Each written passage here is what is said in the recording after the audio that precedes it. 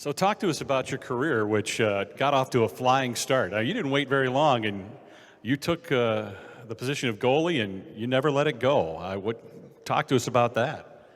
Well, yeah, it started, I'm just so fortunate. I mean, just humbled to be here and seeing everybody that's here and just everything that St. John's has done for me. I got here because it was such a comfortable place to be, and I wouldn't be here if it wasn't for Mr. Wold, who put me in goal in 8th grade, for Pat Hawes, who stayed with me and kept talking to me and treated me like a son, and he was like another father for me, and Leroy Lilly, who's not here, for hosting and being so kind. And so because of all of that, I felt just so natural to be here. I get off at 94, and you pull down the street, you see the chapel, and it's just something overcomes you. And I'm sure people are nodding their heads saying, yeah, I get it. Something that just makes you feel you're at home. And being in net and being around on the field with these great individuals, all the Cooper boys that were there in front of me, the Armstrong boys, they were all within a year or 2 years of me, so it just made things real comfortable. Even to this day, even when you pulled into campus today? Absolutely, yeah, absolutely. I even said that today coming in. So. Well, that's St. John's right there. What lessons did you take from Coach Hawes or here at St. John's, things you learned and applied for the rest of your life? I think, humility, humbleness, and leadership and culture. I mean, I think about when I was here with the Armstrong group and the Cooper boys were, like I said, a year older, and we had 3, 4 seniors. And so there's these 4 seniors, Mike Tierney, Tim Stevens, David Clark.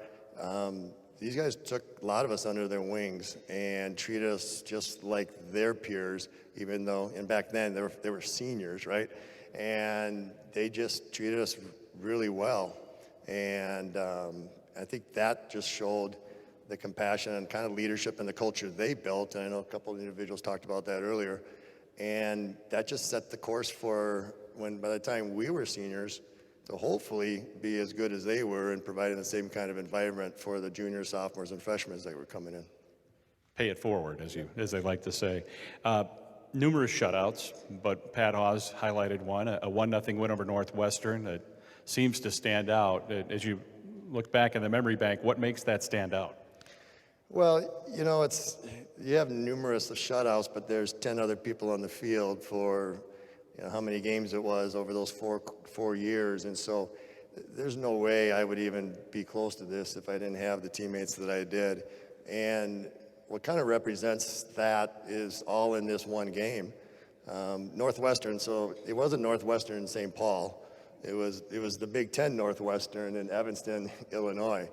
And that was a year that we went to the NCAA Division III for the first time. So we had a big non-conference schedule. We played Milwaukee, we played University of Denver, we played Notre Dame, and they all had fields that were just normal soccer fields. But obviously Notre Dame's not playing soccer in the stadium of Notre Dame. They played on the side. We went to Northwestern, they were playing in a big stadium. And it's the biggest stadium I've ever seen. But what I remember about that game was, and Pat was like, hey, the field's the same size, the goal's the same size, let's go get them. And we did, and it was, everybody just laid it out for that last game of the season. For a lot of us, it was our seniors' last game, hoping that we can get the first bid into the NCAA tournament by beating a D1 school. And it came down to just, it was 1-0, and there's about a minute left, and this, I think, sums up 4 years' worth, where they got a free kick outside of the box, and the box is 18 yards. I know there's a lot of football guys here, so the box is 18 yards out, away from the goal. Kind of like the red zone. Yeah, like the zone. There we go. And they had to put a ball down, and they got a free kick on us.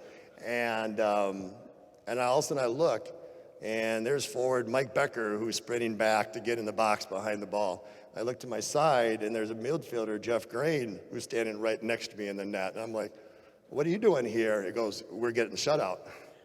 And that just summed up basically my 4 years of the mentality of all the field players out there that played in front of me, and I got to watch for those 4 years. I had the best seat in the house.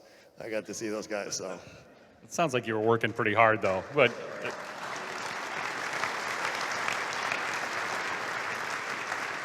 so you leave St. John's, but your soccer career continues, representing the USA and playing, soccer nationally.